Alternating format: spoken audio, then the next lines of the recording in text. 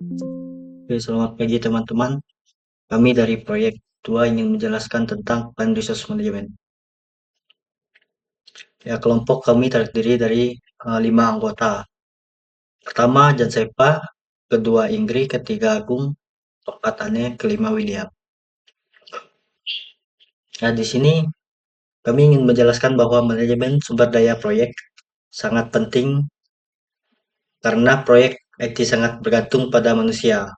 Banyak kegagalan proyek bukan karena teknologi, tetapi karena masalah SDM, seperti miskomunikasi, konflik, dan kurangnya koordinasi. Ini terdapat 6 proses utama dalam manajemen resource project. Yang pertama itu ada plan resource management. Yang kedua ada estimate activity resource. Yang ketiga ada acquire resource. Terus yang keempat ada develop team. Yang kelima ada manage team. Yang keenam ada control resource. Ya, plan resource management di sini dijelaskan bahwa proses merancang tenaga kerja dalam suatu proyek. Di fase ini, tim mengatur bagaimana struktur kita akan dibangun, diatur, apa yang akan diikuti, dan bagaimana tanggung jawab akan dibagi, agar seluruh anggota tim memahami perannya mereka masing-masing. Agar setiap anggota tim memahami perannya masing-masing, dibutuhkan alat seperti Chart yang menjelaskan dengan lebih baik siapa yang bertanggung jawab akan tugasnya, siapa yang memberikan dukungan, dan siapa yang perlu diinformasikan selain itu diinformasikan. Selain itu, peran-peran penting dalam proyek seperti business analysis, system analysis, developer, tester, juga dijelaskan dengan sangat jelas agar pelaksanaan proyek berjalan lebih terarah dan efisien. Estimate activity resource itu kita bisa menentukan jumlah SDM, keterampilan, serta resource fisik untuk tiap aktivitas seperti estimasi skill seperti Laravel, SQL, UI UX, dan dasar penyusunan jadwal dan anggaran. Di mana estimasi skill seperti Laravel, SQL, dan UI UX adalah proses krusial dalam manajemen proyek untuk menentukan tingkat kemahiran tim guna memprediksi efisiensi dan durasi kerja. Di mana jika kita memiliki skill contohnya seperti Laravel dapat diukur dari kemampuan dasar CRUD hingga penguasaan arsitektur, aplikasi, dan testing. Jika kita menguasai SQL, kita dimulai dari menulis query hingga penguasaan indexing, terus dan juga jika penguasaan UI UX kita bisa diukur dari pemahaman prinsip visual dimana kita dapat meriset dulunya, membuat user journey, menerapkan desain sistem, dan skill ini menjadi dasar penyusunan jadwal untuk anggaran dimana penyusunan jadwal dimulai dengan menguraikan proyek menjadi tugas-tugas kecil, mengestimasi durasi masing-masing, menentukan kegantungan antar tugas, dan menambahkan buffer waktu. Oke, kita lanjut ke bagian acquire resources. Proses ini mendapatkan SDM dan resource lain yang sesuai kebutuhan proyek. Sebagai berikut, yang pertama, recruitment internal atau outsourcing. Yang kedua, mencari kecocokan skill dengan kebutuhan proyek. Develop tim atau mengembangkan tim, di mana di tahap ini fokus HR atau manajer proyek adalah membuat tim menjadi lebih solid, produktif, dan bisa bekerja sama dengan baik. Tujuannya supaya semua anggota tim punya kemampuan yang cukup dan kompak saat menjalankan sebuah proyek.